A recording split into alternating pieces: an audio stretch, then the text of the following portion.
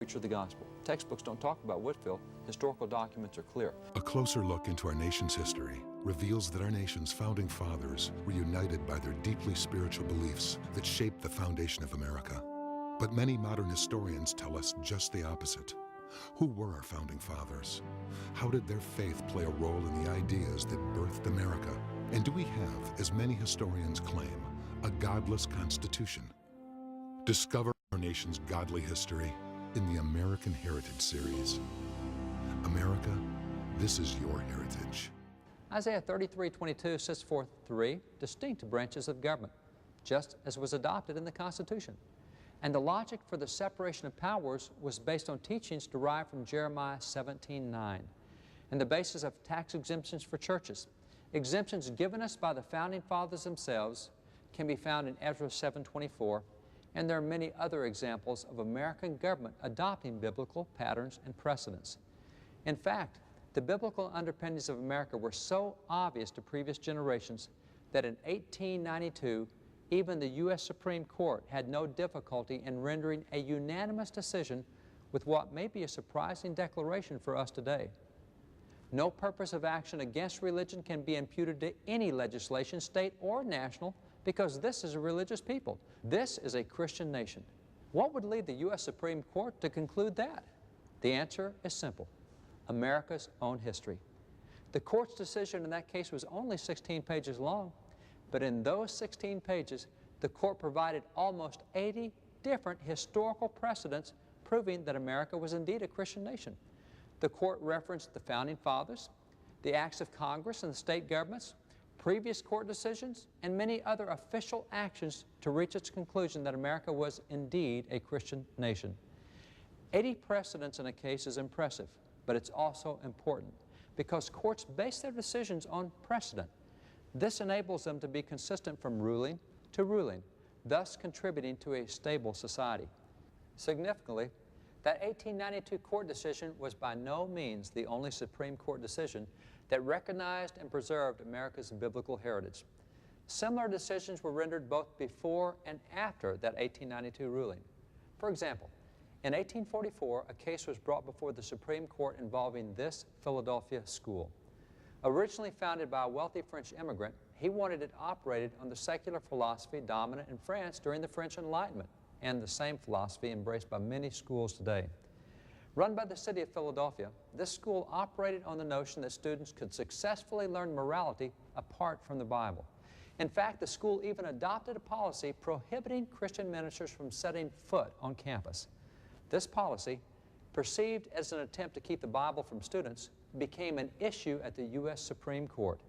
And when the court issued its final decision, the ruling was unanimous and was delivered by Justice Joseph Story, called a father of American jurisprudence, who was placed on the court by President James Madison. In that unanimous decision, the Supreme Court made this declaration that's very surprising today. Why may not the Bible, and especially the New Testament, be read and taught as a divine revelation in the school, its general precepts expounded, and its glorious principles of morality inculcated? Where can the purest principles of morality be learned so clearly or so perfectly as from the New Testament? The Supreme Court of the United States unanimously held that this government-run school should teach the Bible, the source of what it called, quote, the purest principles of morality. Modern rulings are exactly the opposite, but few today realize that earlier courts whose justices were appointed by founding fathers, have already ruled on the same issues. There are literally dozens of such rulings, including one by the 1811 New York Supreme Court, a ruling subsequently cited by the U.S. Supreme Court as an authority for its own decisions. That New York case dealt with a man who had distributed a writing full of vulgar, malicious, and gratuitous profanity, attacking God, Jesus Christ, and the Bible. He was fined and punished, and on appeal, the state Supreme Court upheld the conviction, stressing, whatever strikes at the root of Christianity tends manifestly to the dissolution of civil government. According to the court, an attack on Christianity was an attack on the foundation of our country and its government, and the U.S. Supreme Court agreed. A good challenge for all folks deals with a book that they can get today and read. It's called The Two Treatises of Government by John Locke. That book was originally written in 1690 in England, Now, John Locke is the guy who wrote the Constitution of Carolina. I mean, John Locke had an impact on the founding of America, but he's a theologian in Great Britain. He's an attorney. He does a lot of legal work. And he wrote a book that the Founding Fathers used in writing the Declaration. Matter of fact, if you read the writings of the Founding Fathers, people like John Witherspoon, John Adams, others, they say that they relied on the works of John Locke to write the Declaration. Richard Henry Lee, the guy who made the motion in Congress that we separate from Great Britain, who signed the Declaration, he said they copied the Declaration of Independence out of Locke's 2 treatises of government. Now, here's Locke's 2 treatises of government right there. That's 1765. That's what they used in writing the Declaration. It's a little book. You can see it's not very thick. This is still reprinted today. We used to teach it in our schools. We don't teach it anymore. Americans ought to read this book.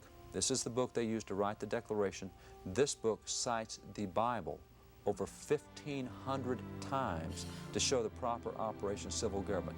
That's what they used to write the Declaration. Where can we find that? Anywhere you want to go, you'll find this book. It's reprinted. It's available today. It is. Can I just have that one? This is a good one. But this is the source of ideas for John Wise. Wow. John Locke. It was theologians. It was ministers who wrote the books that they used to write our documents. 1,500 Bible verses in this one verse that they used to incorporate to write the Declaration of Independence.